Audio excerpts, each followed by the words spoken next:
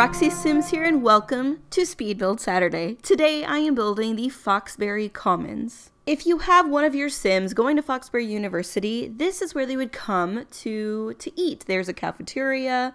You can also come here to study, because there's like a library area, there's a debate area. I also have a science lab and a robotics lab, it's two separate ones, just because Foxbury University kind of specializes in that kind of thing.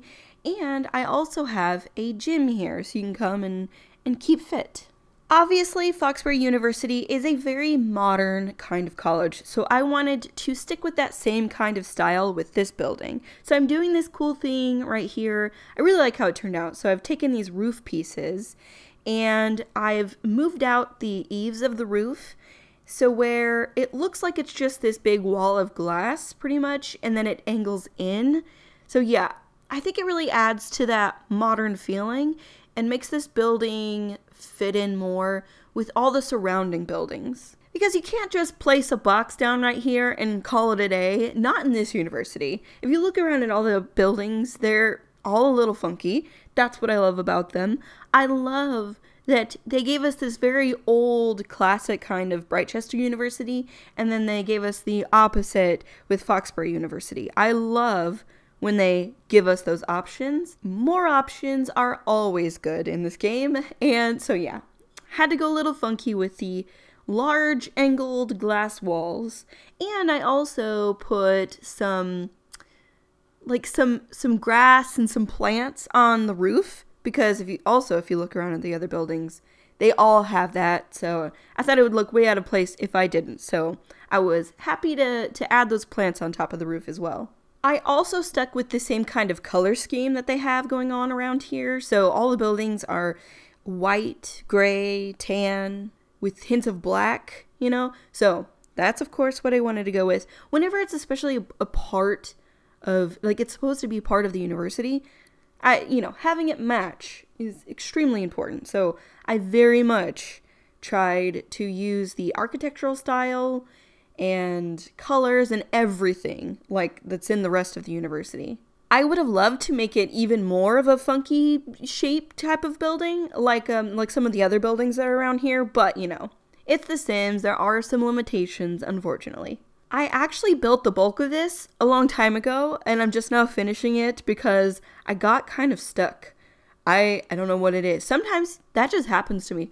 I'll be building and it's going great, and then I'm just like, I got nothing else for this building. I don't know why that happens, but it definitely does. I think it's all about the inspiration. 100%, at least for me. I don't know if it's for every builder, but for me, if I don't have the inspiration for it at that moment, then it's better for me to just stop.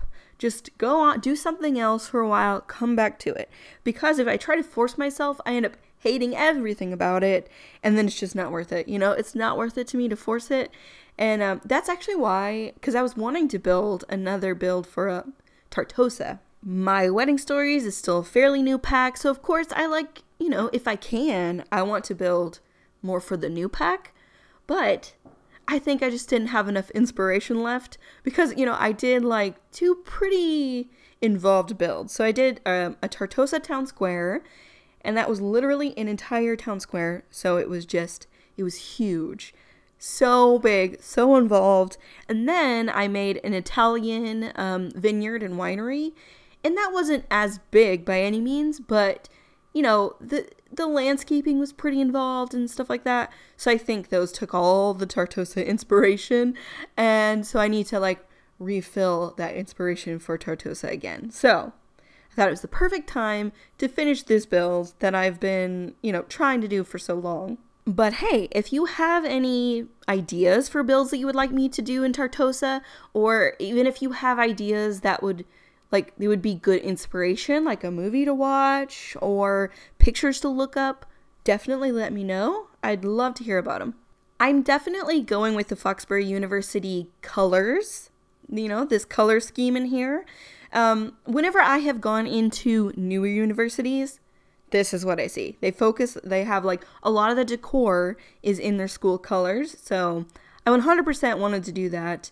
Some people may not like that very much, maybe think it's too colorful, but I really like it, you know? It wouldn't make sense necessarily if I was building in Brightchester, but I feel like here it really does make sense. But by all means, if you don't like it, but you still want to use this build, you can always just change the color of things to black or to white or to whatever. I will not be offended by that. Anyways, since this building is so large, I definitely wanted to put a kitchen in here, even though it's totally not necessary. It's just for looks. But, you know, since this is a cafeteria, it just upsets me if there's not a kitchen in here because it's not realistic. So, even though they don't use it, it's not necessary, I knew I had to have it, you know, in my heart, in my soul. If I could put one in, I knew I wanted to. I just really like the look of it too, you know, having the cafeteria be open to the kitchen area, because I do see that a lot in cafeteria type settings, especially more modern ones. So yeah, it was a must for me. I also love that I have enough room to put in that kind of central, it's not central because it's not like the middle of the building, but that staircase area. So it goes all the way from the bottom of the build to the top floor of the build. That is exactly what I wanted for it, because that's how just a lot of these large commercial or community style buildings are in real life. That would be the perfect place to have an elevator. If elevators were more functional in The Sims, I miss that so much, because you could do that, right? Yeah, you could do that in Sims 3. I miss that. In big commercial buildings, it would just make sense to have an elevator from the bottom to the top. But yeah, that you're only allowed to place one elevator. So yeah, and I don't think they function like a real elevator anyways. So not a whole lot of point to it, but I am happy that I did get that stairwell from the top to the bottom. So here is the library and debate area. Actually, we've just finished it, but I made sure to be able to put in the regular computers and also the special university computers. What are they called? Like study machines or something weird like that. But I made sure to get both of those in, and then just some open table area. So if you have like a study group or whatever, that would be a great place for that. And here we're working on the robotics lab. Like I was saying earlier, I definitely wanted to have something like this in here so that you could come and work up your robotics skill, maybe make a servo or whatever. You know, since Foxbury University is so focused on science and robotics, I thought those were two important things to have here. And plus I have the room for it, so might as well. I also thought these would be good meeting places if you had like a robotics club or maybe a science club or something like that. I don't do a whole lot of playing with the game, so I'm not sure. I think that would work, wouldn't it, if you're using the club system from Get Together? I think so, or maybe there's already clubs like that with the university. I don't know, correct me if I'm wrong, but if there's not already a club with the university, I thought those would be good meeting places for one of your like custom clubs. I do need to do more investigating on clubs though, because I am making this for my save file, and in my save file I want to have a lot of clubs, a lot of stuff to do. That's what I'm always trying to do with every build that I make for my save file, because where I'm so busy building things for the save file that I don't get to spend a lot of time actually playing it. But whenever people are playing it, I want it to be like full, you know, have lots of things to do. So I'm always thinking about the usability of the place whenever I am building for the save file.